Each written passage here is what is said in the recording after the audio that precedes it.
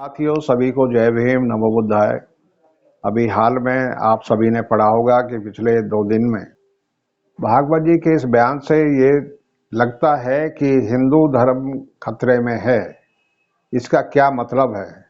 सरकार तुम्हारी है, सरकार जो है मनवादियों की है, संघियों की है, फिर खतरा किससे है उसको ये समझ से परे है।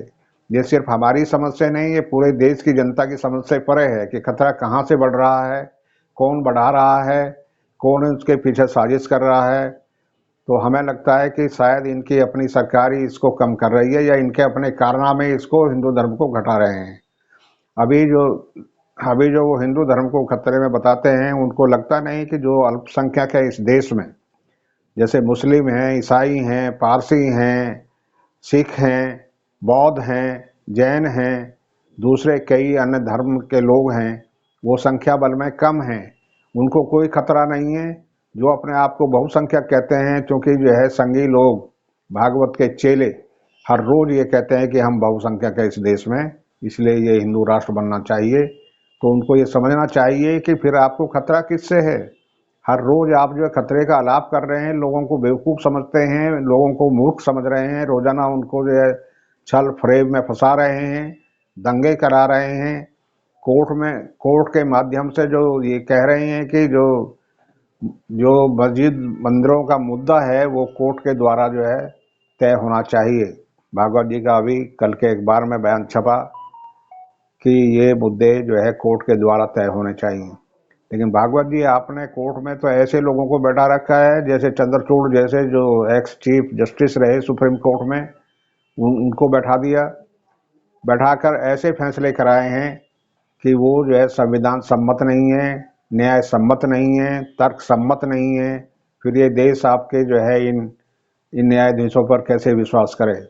क्योंकि ब्राह्मणी संस्कृति के न्यायाधीश जो है हाई कोर्ट और सुप्रीम कोर्ट में आप लोगों ने भर दिए हैं, और इस मंशा से भरे हैं ताकि वो फैसले आपकी मंशा के मुताबिक दें। और जैसे कि आ रहे हैं फैसले, पिछले सालों से हम देख ही रहे हैं कि सभी फैसले हिंदूवादी मानसिकता और हिंदुत्व की विचारधारा के आधार पर दिए जा रहे हैं। अधिकतर फैसले ऐसे ही हैं।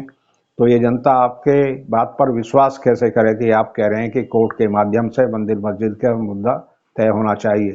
तो कोर्ट के माध्यम से तो आप ऐसे ही कराना चाहेंगे जैसे आपने राम मंदिर का मुद्दा तय कराया, आस्था के आधार पर मुद्दा तय कराया। आस्था का क्या कानून में कोई आधार है?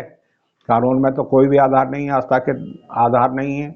कभी आप जो हैं, यानी चंद्रचूड़ जी कहते हैं कि मैं जो है आँख बंद करके बैठा और मैंने जो है भगवान से प्रार्थना की कि इसका हल कैसे किया जाए।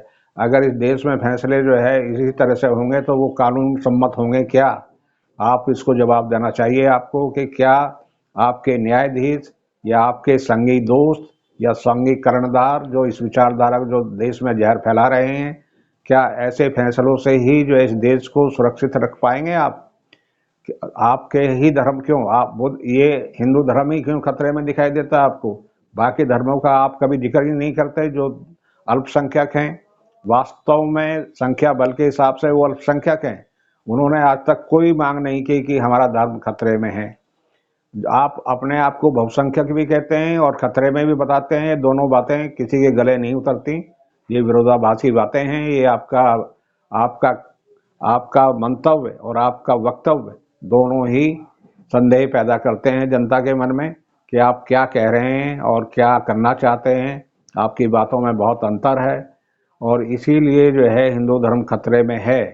मैं तो यहाँ ये कहता हूँ, जिस तरह से आप लोगों को बांटने का काम कर रहे हैं, टुकड़ों में बांटने का काम कर रहे हैं, लोगों को जो है धर्म के आधार पर, जातियों के आधार पर, वर्ण के आधार पर ऊंचा नीचा मानते हैं और उनको अपमानित करते हैं। हर रोज जहाँ जहाँ डबल इंजन की सरकारें हैं वहाँ दलितों के ऊपर, मुस्लिमों के साथ इतने इतने अत्याचार हो रहे हैं, उनको इतना प्रताड़ित किया जा रहा है कि अगर ऐसा ही चलता रहा तो वे खुद ब खुद आपके धर्म को छोड़कर, जिनको आप कहते हैं कि ये दलित जो हैं हिंदू धर्म का ही अंग हैं, ऐसा नहीं है।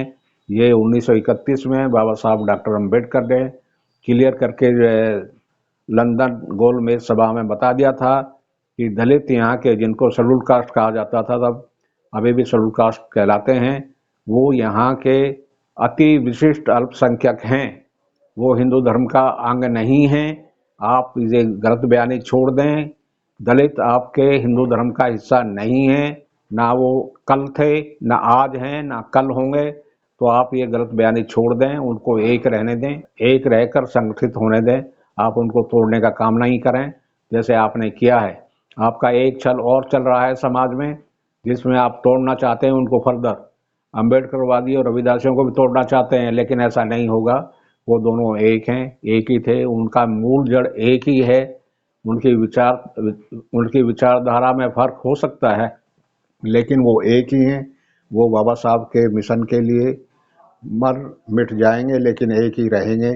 आपके छलावे में वो फंसने वाले नहीं हैं। इन्हीं शब्दों के साथ जो है मैं आपसे फिर निवेदन करना चाहता हूँ कि वो दलितों, मुस्लिमों पर अत्याचार बंद करें, और जो फैसले अदालतें दे रही हैं उन फैसलों को बंद कराए, उनको ब्राह्मणी संस्कृति के फैसलों को बंद कराया जाए। दूसरे जो है, जो बहुसंख्यक जो समुदाय है यहाँ पर, उसको भी आप समझाएं कि वो जो है अत्याचार ना करे, आपके छलाओं में न फंसे। अगर ये ऐसे ही चला तो आने वाले 100 साल में हिंदू धर्म अपने आप खत्म हो जाएगा। इसको किसी से खतरा नहीं, इसके अपने कर्मों से ही खतरा है, बाकी किसी से खतरा नहीं है। दूसरे धर्मों को जब कोई खतरा नहीं है तो हिंदू धर्म तो यहाँ अपने आप को आप बहुसंख्यक कहते हैं, उसको खतरा कैसे है ये बताएं, पहले इस पूरे देश को बताएं। इसी के साथ जो है, जय भीम।